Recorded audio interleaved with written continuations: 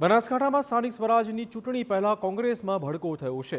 પાલનપુર શહેર કોંગ્રેસની પ્રમુખની વરણી મુદ્દે આ વિરોધ થઈ રહ્યો છે। પક્ષના સભ્ય ન હોવા છતાં કૌશલ પટેલની નિયુક્તિને લઈને વિરોધ નોંધાવાયો હતો। સાંસદ ગિનીબેન અને જિલ્લા પ્રમુખ ગુલાબસિંહ પર આરોપ મૂકવામાં આવ્યા છે। પૂર્વ પ્રમુખ અને મંત્રીએ કર્યો હતો વર્તમાન શહેર પ્રમુખનો વિરોધ। 70 સભ્યો અને કોંગ્રેસના આગેવાનોએ આ વિરોધ નોંધાવ્યો છે। કોંગ્રેસ નેતાઓએ રાજીનામાની ચીમકી ઉચ્ચારી હતી। કોંગ્રેસ કાર્યાલયની તાળાબંધી કરવાની પણ ચીમકી ઉચ્ચારાઈ હતી।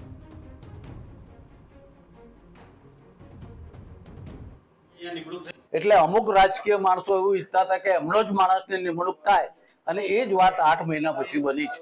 એના કારણે આ જબરદસ્ત વિરોધ શહેર કોંગ્રેસના પ્રમુખ વિરુદ્ધ ઉભો થયો। બીજું કે શહેર કોંગ્રેસના પ્રમુખને કોઈ અનુભવ નથી, એ કોઈ ચૂંટણી લડેલો નથી, પણ આપણા એમપી ગેનીબેનને બહુ લાગણી હતી આ નામ માટે, એટલે એમને આ નિમણૂક કરાઈ છે।